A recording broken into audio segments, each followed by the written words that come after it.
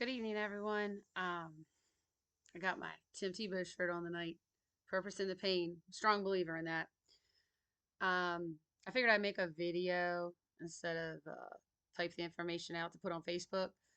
So I wanted to share the first letter ever of reprimand I've received in my career as an educator from the Indian River School District.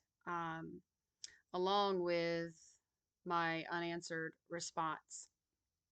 The assistant superintendent who sent this letter, she actually resigned the same night. And then two principals who complained about me this year also have resigned. So I received this letter on June 30th. If you don't know, it's the last night of legislative session.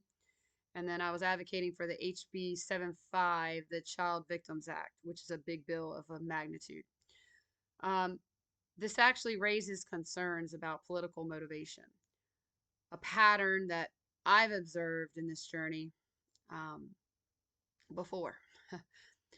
It's also important to note that this significant bill, which addresses child sexual abuse, has received minimal media attention in Delaware. Since 2022, I have been on 3 paid leaves with the Indian River School District. And basically started with a political exchange between myself and a powerful politician. And it was never reported to the authorities. My sole elementary STEM program that I brought to the district was cut this year. And I was initially to be placed in a self contained classroom with they call it like an ILC, or in there with children that are behaviorally challenged, and I was fine with that. I'm good with those kids. I like to say I'm good with all children, but my passion is teaching engineering.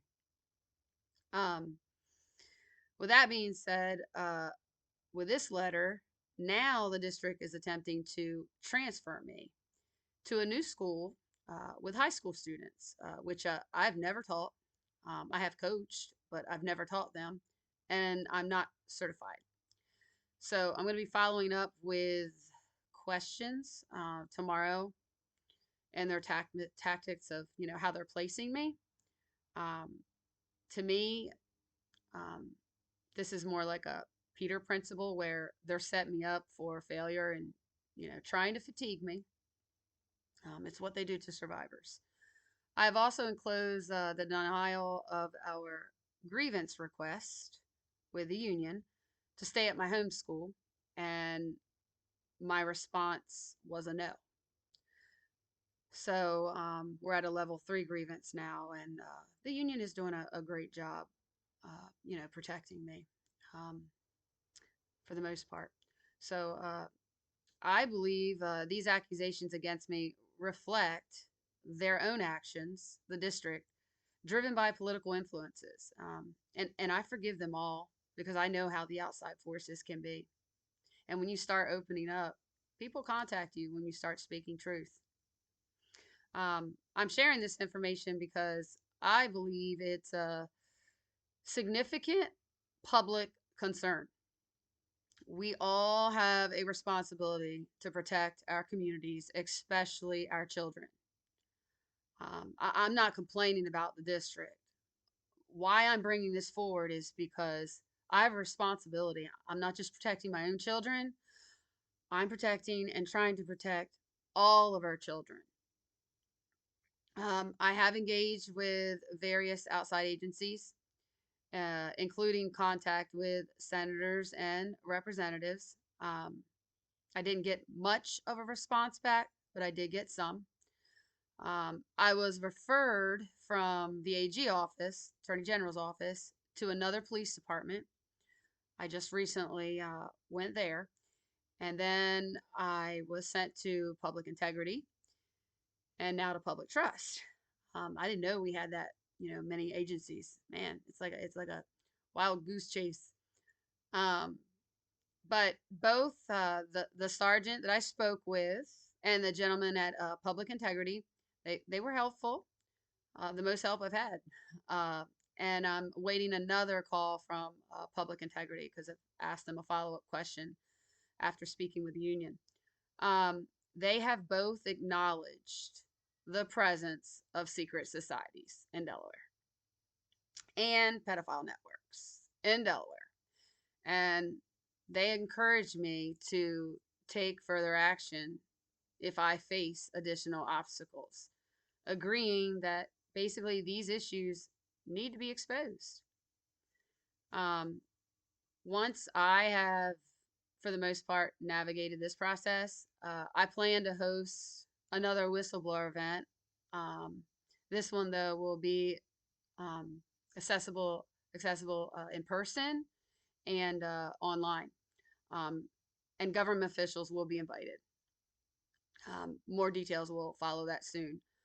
Um, I believe when I share this next whistleblower event, experiencing these trials I've entered, they've entered my heart. So I'm hoping when it comes out, it gives life and a call to rise by our communities and especially our leaders. If you want to see my first whistleblower event that I hosted last year in April, Child Abuse Month, it was actually April 19th. You can find that on my YouTube channel or Substack. It's Wendy Elliott Mears YouTube or Wendy Mears and Friends Substack. So I wanted to put this out here. I'm going to update my Substack. I'll have the writing as well. I'm going to sit still here for a while and watch what happens and continue to be led. Um, if you have not joined my Substack, I'm hoping you can. I try to get on there as much as I can, but the enemy has been under attack here lately. And, you have your own family to protect as well. So they come first.